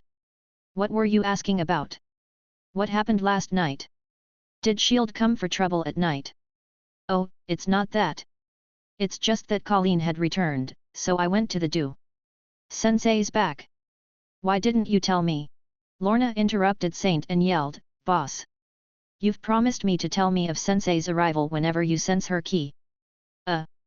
Saint knew all too well that he did promise her, so technically he was in the wrong here.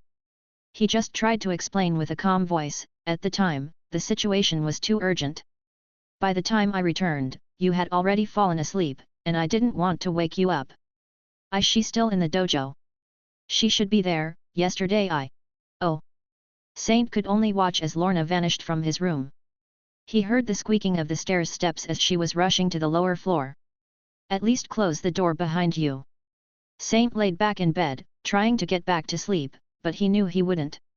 After just half a minute, took away the sheets and started putting on his clothes. After washing his face and teeth, he got down to the restaurant. After checking out the stocks in the restaurant, he felt that there was to replenish them. He just took some food and went straight to the quiet room to practice.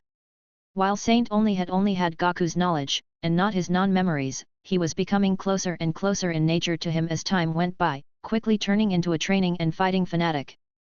2 hours later, at 11 o'clock, his alarm clock rang, telling him that it was time to prepare for lunch service.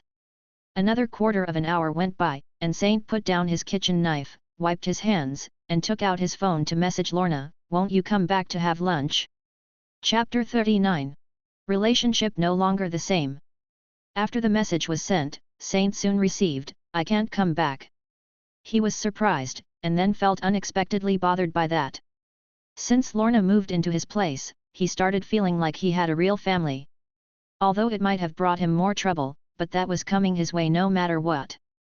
However, what bothered Saint the most was that lingering loneliness that got stronger as he remained in this new world, and that was what his new family took away. As he was in his daze, he was awakened by the sudden ringing of his phone. He looked at its screen to find another message, I'll be returning immediately, boss. I have invited Sensei to a family lunch, so prepare more food. Colleen is coming. Saint sent her an OK emoji, and then went to the stock room. He took out extra ingredients, picked up the wok and started cooking. As usual, no flame was the wok, only his hand was over it, making the oil sizzle. 10 minutes later, Lorna returned to the restaurant on time. At the kitchen door, different aromas reached her nose, and she asked, boss, what are we eating today? Kung Pao chicken, mugza meat, spicy sansi fried rice, mapo tofu, boiled beef, and tomato egg soup. It's right over there. Saint pointed to the counter. Wow, so much, and what rich aromas. We've been eating barbecue so often, it's driving me sick.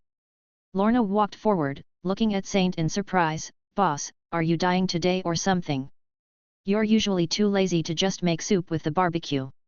Right then, Colleen entered through the door, catching Saint's eyes.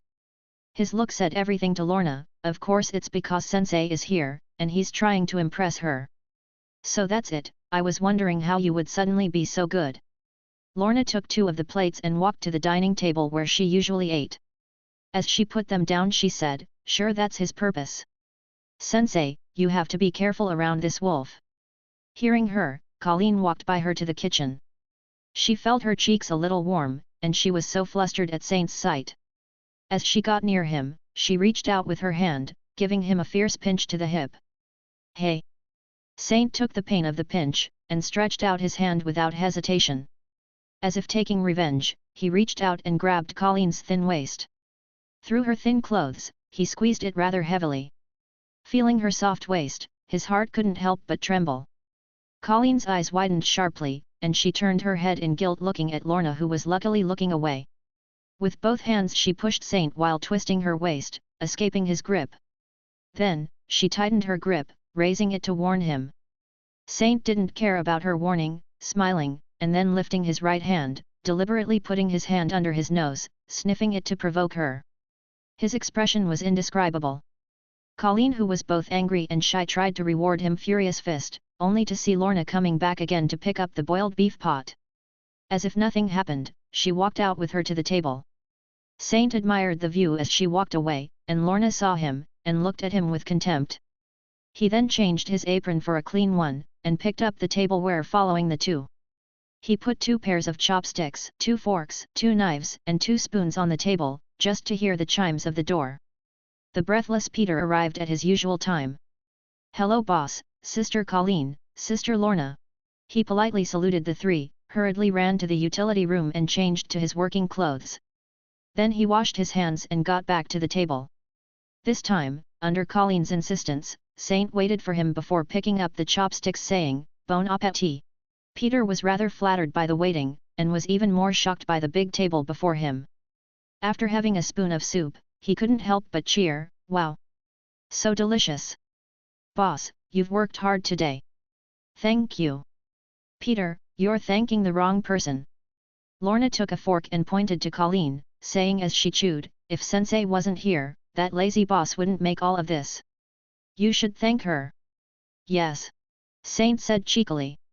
Since he couldn't defend himself or claim otherwise, he nodded indifferently. "Lorna, Peter, you should both thank Colleen." He wasn't though with his last word, when he felt a sharp pain in his calf. Someone did punch him under the table. He did not show any signs of that, and looked around the table. Seeing the expressionless faces of both Lorna and Colleen, he couldn't know who it was. Who was this? Only one person's innocence was for sure, and that was Peter. As Saint was tangled, he heard the door chimes once again. He lightly raised his eyebrows and said, "Agent Coulson, you're right on time." Phil, who stepped in, was a little surprised at the sight of the 4 having lunch. He politely, "Mr. Lee, I'm sorry, am I disturbing you by coming at this time?" "Well, for me, whenever you come. It's always disturbing." Saint did not look up from the table. "Have you had lunch?" Coulson shook his head, wanting to say no, when he heard Saint saying, "Oh, then you can sit on the side and then we'll talk." Coulson was speechless, and then he heard Saint laugh, "Hey Coulson, you should look at your face." "Don't worry, I'm just kidding. If you would like, have lunch with us, please take a seat." "Thank you." Coulson took a chair and sat down, thanking Saint. Obviously, he wasn't moved or anything. God knows that just a few seconds ago, he had the urge to just shoot Saint in the face, despite his good temper. "Agent Coulson, this is Lorna, you know her. Here is Colleen, and this is Peter." "Peter, Colleen, this is Agent Coulson." After briefly introducing everyone to each other, he asked, "Do want to use chopsticks?" Chapter 40. Coulson's politeness. "Sorry, I don't." Hearing that, Saint nodded, raised his hand and moved it as if grabbing and pulling air. At the same time, on table a few meters away, a fork, a knife and a spoon spontaneously floated in mid-air, and then flew to the palm of Saint's hand. With everyone's jaws dropped, he used Janken, paw again to pull a plate and bowl, giving them to Coulson. "The rice is in this pot. Don't be shy, take all you want." Coulson looked at the silverware, bowl and plate before him in awe. He had already learned of Saint's capabilities and seen many of them in action, but witnessing this sort of telekinesis-like use of ki still had its own special impact on him. After a good while of silence, he said, "Thank you." With a government agent on the table, the mood on the table became rather dull. Both Lorna and Colleen acted by the silence is gold principle, silently eating their meal. Peter, however, was like a newborn exploring life and the world. Without fear, he asked, "Mr. Agent Coulson, under which agency do you work? FBI? CIA? DIA? NSA? That's confidential." Coulson shrugged, then tried to make a joke, "I could tell you, but then I'd have to kill you." Peter blinked, and then said, "That sounds like something you'd only hear in a movie." Coulson smiled and nodded. "I always wanted to say that, but the confidential part still holds." "You shouldn't ask me." Peter made an aha face, and then tried to change the question, "Agent Coulson, you seem to be familiar with our boss. Why? Is it related to his Kung Fu barbecue?" "That's confidential." "Wait, I think I know what it is." Is he your secret informant? That must be it. Am I right?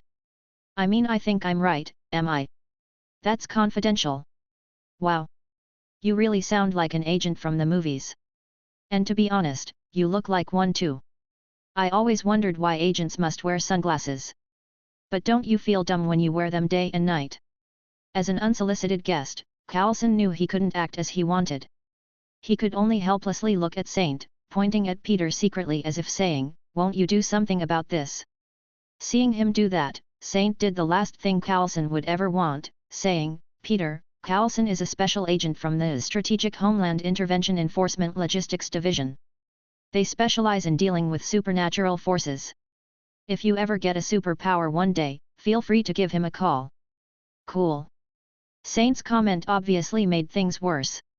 As he heard his boss say that about Carlson, he looked at him in awe and then said excitedly, "Agent Carlson, then you must know of the rumor about Hell's Kitchen's Daredevil, and you know that he has no superpower." "I'm right, right? I've made a $10 bet with a friend on this."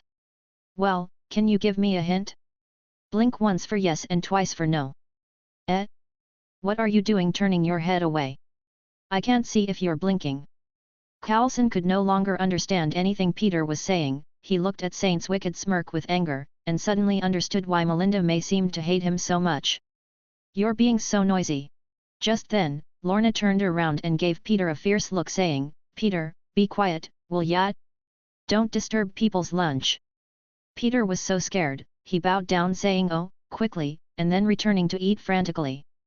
Perhaps he was a bit rough, but one thing was for sure, for a boss, Saint wasn't that bossy around his employees. Carlson breathed a sigh of relief, and nodded to Lorna, smiling gratefully. If it wasn't a little too inappropriate, he would thank her directly. Without Peter's noise, people finished eating quickly, and only the sound of silverware on porcelain could be heard. As the jingling stopped, only the chopstick users, Colleen and Saint, remained on the table, struggling to finish their food. Saint ate a lot. That was already clear to Lorna and Peter. However, they were now also surprised that the small girl, Colleen, could eat so much. They were so surprised, they kept staring at her with their jaws dropped, bringing Carlson's attention to the matter. After the meal, Lorna and Peter began to clean up the table as usual, while Saint stood up pointing to another table near the door saying, "Agent Carlson, let's go there." Carlson stood up as well, pointing at Colleen who was on Saint's side. "In fact, what brings me here today involves Miss Colleen." Saint was not surprised, and he grinned saying, "Wow, your agents are really hard-working, staying up so late yesterday." Cough. Carlson pointed to Peter and Lorna who had their ears almost raised. "Mr. Lee, I think you'd prefer to keep your employees uninvolved. Am I wrong?" "Indeed, Colleen, let's go with him to another table and let the two clean up in here. You go take a seat and I'll come." Saint went putting on the closed sign on the door, brought the already boiling teapot along with the 3 teacups, and placed them on the new table. He then took a seat on Colleen's side and said to Carlson, "So Agent Carlson, what does S.H.I.E.L.D. want from me today?" Carlson was surprised and looked at Saint with great suspicion saying, "Mr. Lee, S.H.I.E.L.D. is a term that is so far exclusive to our own personnel, used only occasionally. This abbreviation was never made official, so how do you know it?" Not being flustered by his mistake, Saint shrugged saying, "Please, it's not rocket science. All agencies have acronyms. Taking the first letter of each of the words in your agency's full name you get S.H.I.E.L.D., or should I read it letter by letter?"